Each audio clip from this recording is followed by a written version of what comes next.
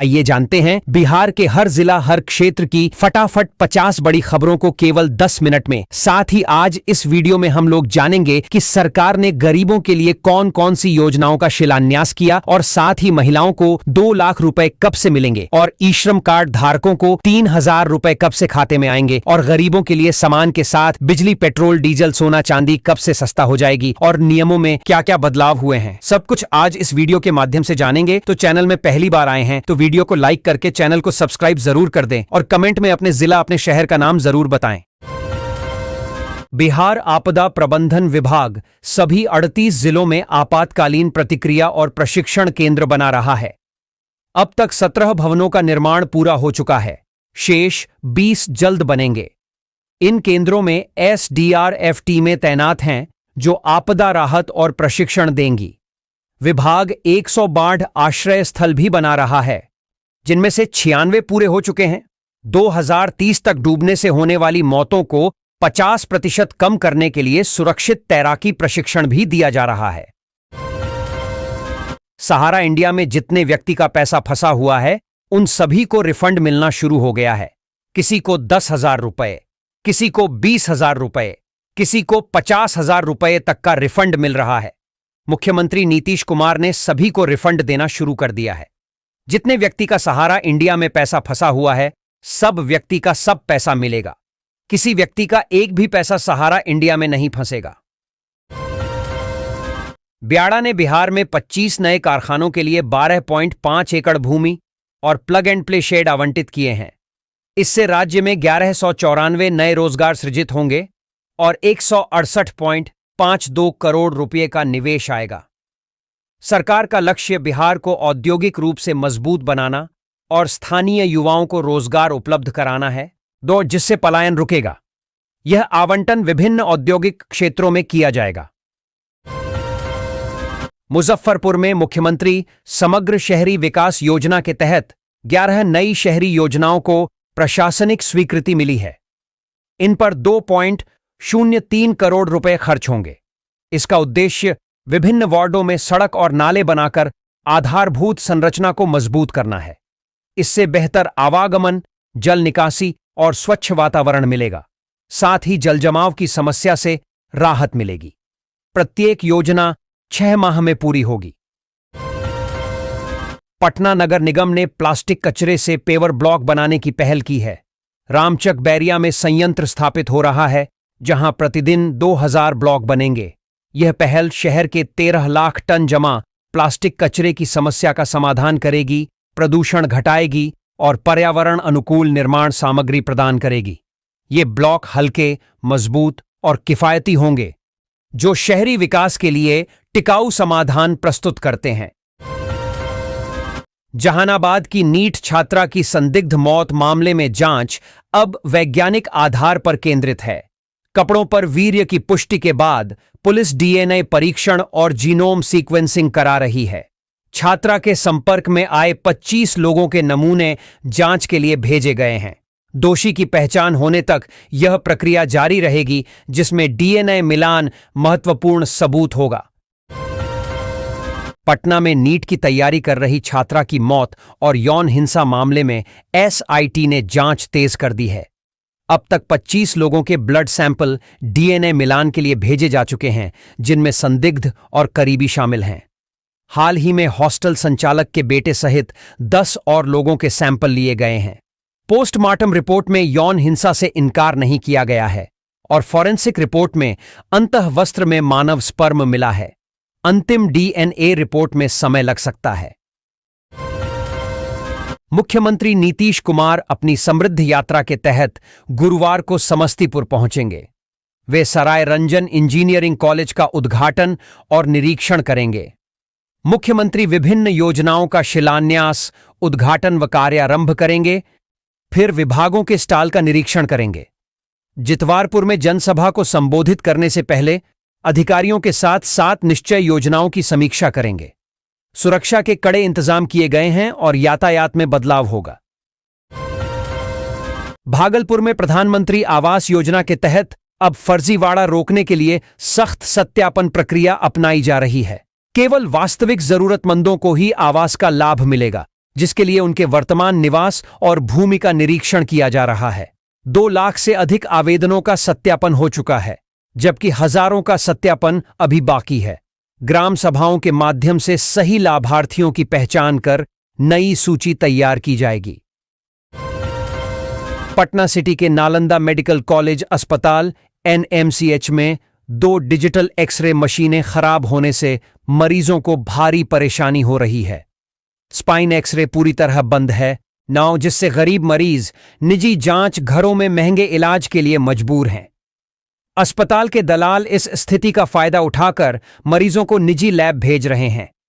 बिजली आपूर्ति की समस्या के कारण मशीनें खराब हुई हैं और समाधान के लिए स्वास्थ्य विभाग से पत्राचार जारी है। Bharat petroleum corporation limited BPCL ने दरभंगा में PNG piped natural gas connection के लिए ऑनलाइन पंजीकरण सुविधा शुरू की है। इसके साथ ही दरभंगा बिहार का पहला जिला बन गया है जहां पाइपलाइन गैस के लिए ऑनलाइन आवेदन किया जा सकता है। सांसद डॉक्टर गोपाल जी ठाकुर ने इस डिजिटल सेवा का उद्घाटन किया, जिससे नागरिकों को घर बैठे आवेदन करने और त्वरित सेवा प्राप्त करने में मदद मिलेगी। सरकारी अस्पतालों में अवैध निजी गतिविधियों पर रोक लगाने के लिए बिहार सरकार ने सख्त कदम उठाए हैं। स्वास्थ्य सचिव लोकेश कुमार सिंह ने जिलाधिकारियों को पत्र लिखकर बताया कि मरीजों को निजी संस्थानों में भेजने की शिकायतें मिल रही थीं। अब विशेष जांच दल नियमित निरीक्षण करेंगे। दोषी पाए जाने वाले निजी व्यक्तियों पर कानूनी और सरकारी कर्मियों पर विभागीय कार्रवाई होगी, जिससे जन कल्याणकारी योजनाओं में सेंधमारी रुकेगी। परिवहन विभाग बिहार में पैदल यात्रियों की सुरक्षा और सुविधा के लिए बड़ी पहल कर रहा है। व्यस्त सड़कों पर zebra crossing, underpass, foot over bridge और फुटपाथ बनाए जाएंगे। सभी जिलों से सुधार बिंदुओं पर रिपोर्ट मांगी गई है, जिसके आधार पर विस्तृत कार्य योजना बनेगी। विभाग जागरूकता अभियान भी चला रहा है, जिसमें पैदल यात्रियों को सड़क पर पहला हक बताया जा रहा है। पूर्णिया के टीकापट्टी थाना क्षेत्र में एक मवेशी बांसा में आग लगने से 16 गायों की मौके पर ही मौत हो गई, जबकि 6 अन्य बुरी तरह झुलस गईं। मवेशी पालकों ने सरकारी डॉक्टरों और 1962 टोल फ्री एम्बुलेंस सेवा को कई बार फोन किया, लेकिन कोई मदद नहीं मिली, जिससे लोगों में आक्रोश है। बाद में एक NGO कर्मी ने झुलसे पशुओं का इलाज शुरू किया। अंचलाधिकारी ने मुआवजे की कार्रवाई की बात कही है। कैमूर जिले में प्रधानमंत्री ग्रामीण आवास योजना प्लस के लाभार्थियों की पात्रता सत्यापन का कार्य अंतिम चरण में है। अगले 3 दिनों में 8027 लोगों की जांच की जानी है, जिसके लिए अभियान चलाया जा रहा है। कुल 1.44 लाख से अधिक लोगों का सर्वे हुआ था, जिनमें से 1.37 लाख से अधिक का सत्यापन हो चुका है। अपात्र पाए गए नामों को सूची से हटाया जाएगा। बांका के चांदन प्रखंड में यूरिया खाद की कालाबाजारी से किसान परेशान हैं। सरकारी दर 266 रुपये के बजाय 360 से 450 रुपये प्रति बोरा वसूले जा रहे हैं। खरीफ के बाद अब रब्बी फसलों के लिए भी किसानों को मनमाने दाम चुकाने पड़ रहे हैं। किसानों ने प्रशासन से सख्त कार्रवाई और सरकारी दर पर यूरिया उपलब्ध कराने की मांग की है। कृषि पदाधिकारी ने लिखित शिकायत पर कार्रवाई का आश्वासन दिया है। बगहा एक प्रखंड के नड्डा पंचायत में राजकीय प्राथमिक विद्यालय नड्डा अपना भवन न होने के कारण एक जर्जर निजी भवन में संचालित हो रहा है। इससे बच्चों की शिक्षा और सुरक्षा प्रभावित हो रही है। खेल मैदान, शौचालय और पेयजल जैसी मूलभूत सुविधाओं का अभाव है। ग्रामीण कई बार प्रशासन को झांपन दे चुके हैं।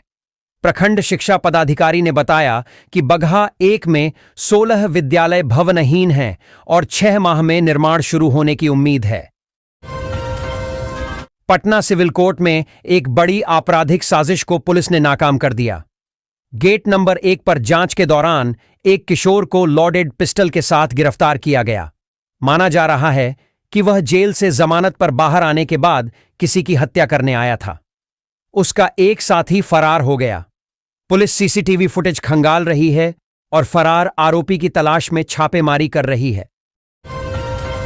आप सभी ग्राहकों को बता दें कि राशन कार्ड के जितने भी राशन कार्ड धारक हैं, हम सभी के सरकार ने राशन कार्ड के साथ साथ आर्थिक मदद के लिए 1,000 रुपये की सहायता राशि देने की बात की है। आप सभी को बता दें कि नया साल के शुभ अवसर पर यह नियम को लागू होने जा रहा है, जो कि सभी जगह पर इसका लाभ दिया जाएगा। नीतीश कुमार की समृद्ध यात्रा बिहार, खासकर दरभंगा और मिथिला में विकास ला रही है। भाजपा प्रदेश अध्यक्ष संजय सरावगी ने बताया कि मुख्यमंत्री ने दरभंगा में एयरपोर्ट टर्मिनल, एक्सप्रेसवे, बस अड्डा, ऐतिहासिक तालाबों के सौंदर्यीकरण और 1800 करोड़ के एलिवेटेड रोड सहित कई परियोजनाओं की समीक्षा की।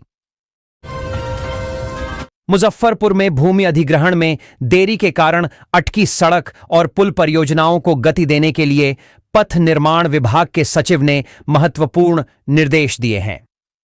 अब भूमि अधिग्रहण विशेषज्ञों की तैनाती होगी और मुख्य अभियंता स्वयं स्थल निरीक्षण करेंगे।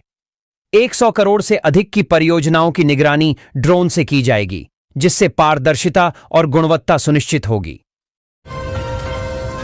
मधुबनी के खजूरी निवासी मोहम्मद गुफरान साइबर धोखाधड़ी का शिकार हो गए हैं। उनके बैंक खाते से साइबर अपराधियों ने बिना उनकी जानकारी के लगभग 2 लाख रुपए, 1,99,950 रुपए फर्जी तरीके से निकाल लिए। गुफरान को बैंक जाने पर इस निकासी का पता चला। उन्होंने ऑनलाइन शिकायत दर्ज कराने के बाद जिला साइबर थाना में अज्ञात अपराधियों के खिलाफ मामला दर्ज कराया है। भागलपुर के JLNMCH में मेडिसिन विभाग के विभागाध्यक्ष डॉक्टर राजकमल चौधरी ने डॉक्टरों को बाहर से दवा मंगाने पर सख्त कार्रवाई के निर्देश दिए हैं। शिकायतें मिलने पर यह कदम उठाया गया है। अब बाहर की दवा लिखने पर डॉक्टर का 1 दिन का वेतन कटेगा। अस्पताल में उपलब्ध दवाओं का ही उपयोग करना होगा। इसका उद्देश्य मरीजों को बेहतर और परेशानी मुक्त स्वास्थ्य सेवा प्रदान करना है। बिहार सरकार आपदा प्रबंधन को मजबूत कर रही है। दूसरे चरण में 20 जिलों में डिस्ट्रिक्ट इमरजेंसी रिस्पांस फैसिलिटी कम ट्रेनिंग सेंटर बनेंगे, जिससे त्वरित राहत और बेहतर समन्वय सुनिश्चित होगा। पहले चरण में 17 केंद्र चालू हो चुके हैं। अनुग्रह राशि 6,000 रुपए से 7,000 रुपए की गई है और 100 बाढ़ आश्रय स्थल बनाए जा रहे हैं। बेहटा में 312 रुपए करोड़ का नया SDRF मुख्यालय भी उद्घाटन किया गया है। बिहार सरकार कृषि विपणन व्यवस्था में बड़ा बदलाव ला रही है। कृषि रोड मैप 2023 से 28 के तहत राज्य के 53 कृषि उपज बाजार प्रांगणों को कृषि सुपर बाजार के रूप में विकसित किया जा रहा है। इसका उद्देश्य किसानों को बिचौलियों से मुक्ति दिलाकर सीधे बाजार से जोड़ना और उनकी आय बढ़ाना है। 22 बाजारों का आधुनिकीकरण जारी है और 20 बाजार ई-नाम से जुड़ चुके हैं, जिससे किसानों को राष्ट्रीय बाजार तक पहुंच मिल रही है। केंद्र सरकार ने अटल पेंशन योजना APY को वित्तीय वर्ष 2030 से 31 तक जारी रखने की अनुमति दे दी है। बिहार में इस योजना के प्रति जबरदस्त उत्साह देखा जा रहा है, जहां अब तक 66 लाख से अधिक लोग निबंधित हो चुके हैं। चालू वित्तीय वर्ष की पहली 2 तिमाहियों में लक्ष्य का 73.51% हासिल किया गया है। यह योजना असंगठित क्षेत्र के श्रमिकों को वृद्धावस्था में आर्थिक सुरक्षा प्रदान करती है। कृषि विभाग 6 से 8 फरवरी तक पटना के गांधी मैदान में बागवानी महोत्सव आयोजित कर रहा है। उद्यान निदेशालय द्वारा आयोजित यह महोत्सव किसानों को बागवानी की आधुनिक तकनीकों से सशक्त करेगा। इसमें राज्य भर से किसान, वैज्ञानिक और अधिकारी शामिल होंगे, जहां वे नवीनतम उपलब्धियों और उत्पादों का प्रदर्शन करेंगे। महोत्सव में विभिन्न प्रतियोगिताएं और बागवानी उत्पादों की बिक्री भी होगी, जिससे किसानों को गुणवत्ता सुधारने और प्रतिस्पर्धा बढ़ाने में मदद मिलेगी। पाटलिपुत्र विश्वविद्यालय का 5वां दीक्षा समारोह श्री कृष्ण मेमोरियल हॉल में आयोजित हो रहा है। राज्यपाल आरिफ मोहम्मद खां 31 टॉपर विद्यार्थियों को गोल्ड मेडल प्रदान करेंगे, वो जिनमें 22 छात्राएं हैं। समारोह में 71 विद्यार्थियों को PhD और 8,998 PG छात्रों को उपाधि मिलेगी। अंतर्राष्ट्रीय टेनिस खिलाड़ी विजय अमृतराज को मानद उपाधि दी जाएगी, हालांकि वे उपस्थित नहीं रहेंगे। बिहार विधानसभा चुनाव में हार के बाद कांग्रेस में आंतरिक कलह बढ़ गई है। पूर्व सेवादल अध्यक्ष आदित्य पासवान ने सह प्रभारी सुशील पासी और सुभाष राजवंशी पर टिकट वितरण में धांधली का आरोप लगाया है। पासवान का दावा है कि निष्ठावान कार्यकर्ताओं की अनदेखी कर धन बल पर टिकट बेचे गए, जिससे पार्टी को 2025 चुनाव में करारी हार मिली। उन्होंने आरोपों के समर्थन में व्हाट्सएप चैट और लेन देन आईडी जैसे सबूत होने का दावा किया है। गोपालगंज में उद्यान विभाग ने अमरूद की व्यावसायिक खेती को बढ़ावा देने की पहल की है। पहले चरण में 100 हेक्टेयर में अमरूद की खेती का लक्ष्य रखा गया है। किसानों को अमरूद, केला और पपीता की खेती के लिए 90% तक अनुदान मिलेगा। विभाग किसानों को उन्नत प्रशिक्षण और रियायती दरों पर पौधे भी उपलब्ध कराएगा, जिससे घरों से गायब हो रहे अमरूद खेतों में फिर से लहलहा सकें। बिहार के सरकारी स्कूलों में वार्षिक परीक्षा से पहले छात्रों की दक्षता रिपोर्ट तैयार की जाएगी। प्रधान शिक्षक व प्रधानाध्यापक यह रिपोर्ट बनाएंगे, जिसमें शिक्षकों का सहयोग रहेगा। इसमें बच्चों द्वारा 1 साल में क्या सीखा गया, FLN किट का उपयोग और शिक्षकों की नेतृत्व क्षमता का आकलन होगा। यह रिपोर्ट SSCERT के निर्देश पर तैयार हो रही है, जो शिक्षा में समावेशन और कौशल विकास पर केंद्रित है। दिल्ली की राउज एवेन्यू कोर्ट ने जमीन के बदले नौकरी मामले में लालू प्रसाद यादव, राबड़ी देवी, तेजस्वी यादव और तेज प्रताप यादव को बड़ी राहत दी है। उन्हें 1 से 25 फरवरी के बीच आरोप तय होने के दौरान अदालत में उपस्थित होने से छूट मिली। लालू, राबड़ी और तेजस्वी वीडियो कॉन्फ्रेंसिंग से पेश हुए, जबकि मीसा भारती और हेमा यादव ने व्यक्तिगत रूप से आरोपों से इनकार किया। मामले की नियमित सुनवाई 9 मार्च से शुरू होगी। जहानाबाद के हुलासगंज प्रखंड के आदर्श मध्य विद्यालय बौरी के छात्र दिवाकर कुमार का चयन राज्य स्तरीय जूनियर खो-खो प्रतियोगिता के लिए हुआ है। वह बिहार का प्रतिनिधित्व करने हरियाणा रवाना हुए हैं। राजमिस्त्री के बेटे दिवाकर ने सीमित संसाधनों के बावजूद अपनी लगन और मेहनत से यह मुकाम हासिल किया है। राष्ट्रीय राजमार्गों पर टोल प्लाजा पर अब केवल UPI और अन्य डिजिटल माध्यमों से ही भुगतान होगा। नकद भुगतान पूरी तरह समाप्त कर दिया गया है। मुजफ्फरपुर के मनियारी और मैथी टोल प्लाजा सहित सभी जगह QR कोड लगाए गए हैं। फास्टैग न होने पर 25% अतिरिक्त शुल्क लगेगा, लेकिन UPI से भुगतान संभव है। यह कदम टोल वसूली में पारदर्शिता और सुचारू यातायात के लिए उठाया गया है। रामनगर में त्रिसीमन किश्तेवार भूमि सर्वे कार्य अत्याधुनिक ETS मशीन से शुरू हो गया है। भूमि सुधार और राजस्व विभाग द्वारा यह पहल भूमि की सटीक पैमाइश सुनिश्चित करेगी। इससे समय की बचत होगी और भूमि विवादों में कमी आएगी।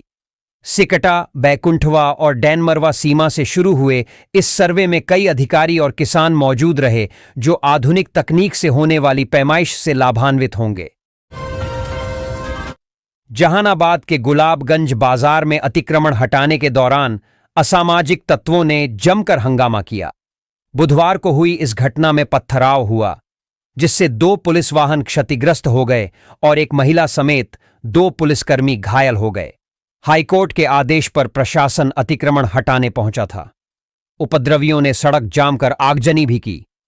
पुलिस उपद्रवियों की पहचान कर कार्रवाई कर रही है। जमुई के मौरा में अवैध बालू खनन से किसानों और पर्यावरण को हो रहे नुकसान के खिलाफ समाज सेवी शैलेंद्र कुमार सिंह ने मोर्चा खोल दिया है। उन्होंने प्रभारी मंत्री को ज्ञापन सौंपा और किसानों ने मुख्यमंत्री कार्यालय को भी हस्ताक्षरित मांगपत्र भेजा। मुख्यमंत्री कार्यालय ने मामले का संज्ञान लेते हुए जमुई के जिला पदाधिकारी को आवश्यक कार्रवाई के निर्देश दिए हैं, जिससे स्थानीय लोगों में न्याय की उम्मीद जगी है।